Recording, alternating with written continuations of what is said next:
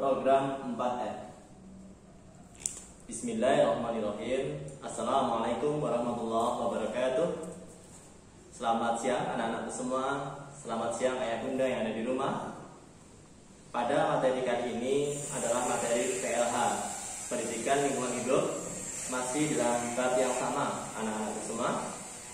Marilah pertemuan kita pada siang hari ini kita awali dengan baca Al-Basmalah. Bismillahirrahmanirrahim. Oke, anak-anakku semua, pada materi kali ini Pak Budi akan membahas tentang kebersihan lingkungan. Masih bertema tentang kebersihan lingkungan anak-anak. Nah, kebersihan lingkungan kali ini kita akan membahas adanya program 4R. 4R itu apa? Di situ sudah ada, yaitu ada reduce, ada reuse, ada recycle, dan ada replace. Nanti kita akan membahas masing-masing satu persatu anak-anak. Nah, anak-anak kenapa sih kita harus selalu mengelola sampah dengan baik, dengan bijaksana? Karena memang di Indonesia ini sampah sudah sangat banyak anak-anak. Apabila kita tidak mengolahnya, apabila kita tidak memisah-misahkan, apabila kita tidak segera untuk mengurangi, maka bumi tercinta ini akan penuh dengan sampah. Ya, maka dari itulah ada sebuah program namanya program 4R anak-anak. Baiklah, akan Pak Budi jelaskan masing-masing. Bagi yang sudah memiliki buku paket, bisa dibuka buku paket halaman 20 anak-anak ya. Oke, bisa dilihat di sini program 4R. Apa sih 4R? 4R adalah singkatan dari R-nya ada 4, namanya 4R. Yang pertama adalah reduce atau mengurangi. Apa sih yang dinamakan dengan mengurangi itu? Ini yang dinamakan mengurangi adalah pemanfaatan sumber daya yang baik, pemanfaatan sumber daya yang tidak boros, yang hemat. Itu adalah program pengurangan.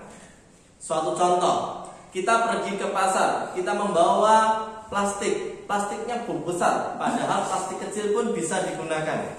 Ya, wadah, penggunaan wadah harusnya cukup satu, tapi didobeli sampai 3-4 kali. Nah, itu namanya tidak hemat. Itu namanya perbuatan yang boros. Mari sama-sama kita mengurangi, ya, menghemat. Agar apa? Agar sampah di lingkungan kita menjadi terkoordinasi agar tidak banyak kayak gitu. Bisa dipahami? Bisa.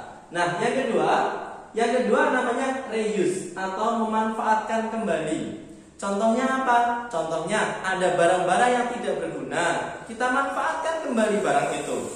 Ya, suatu contoh, ada sebuah kalengnya rusak, tidak bisa digunakan. Nah, kita manfaatkan kembali kaleng itu untuk menjadi pot bunga misalkan. Itu namanya reuse, memanfaatkan kembali anak-anak. Ya, kemudian yang ketiga ada namanya recycle atau mendaur ulang.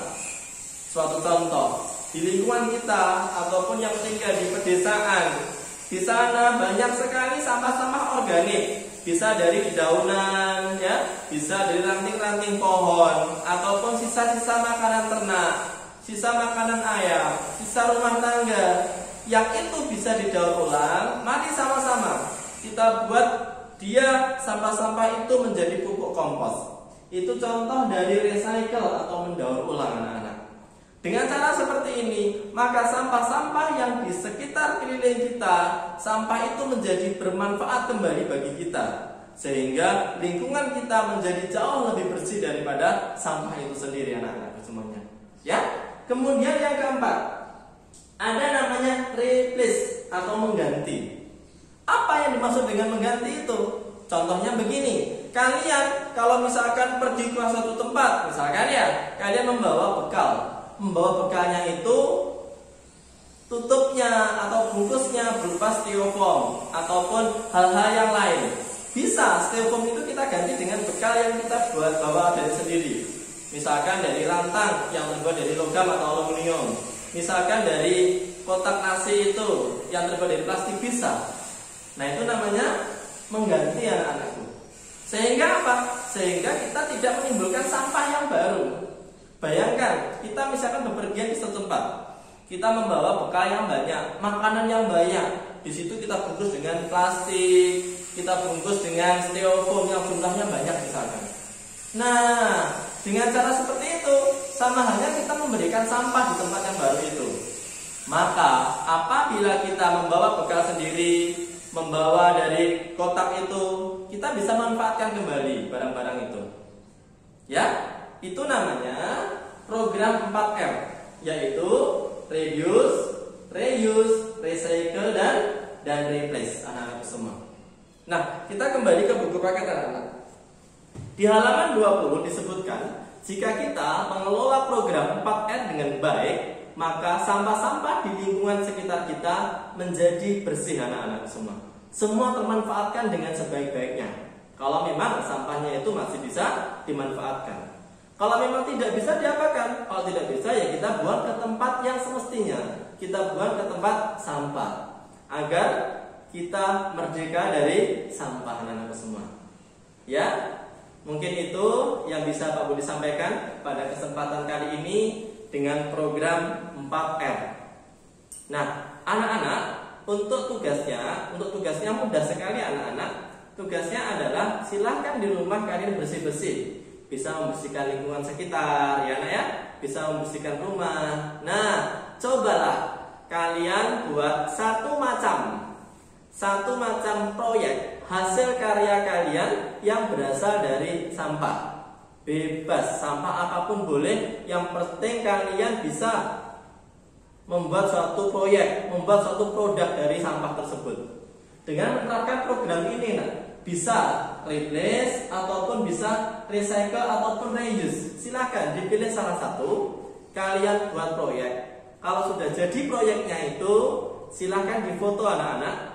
Silakan difoto, kemudian dikirim ke WA Pak Budi, WA pribadi Pak Budi.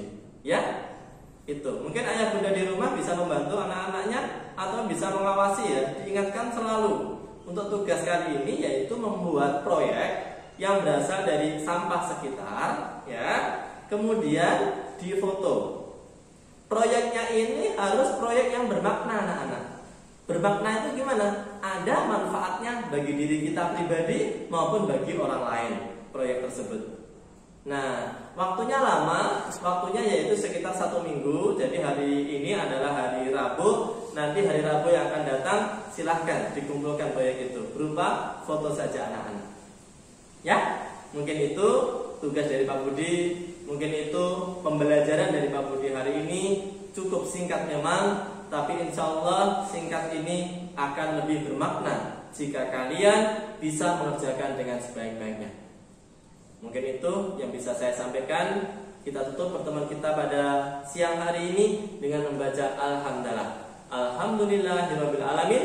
Sekian dari Pak Budi. Wassalamualaikum warahmatullahi wabarakatuh.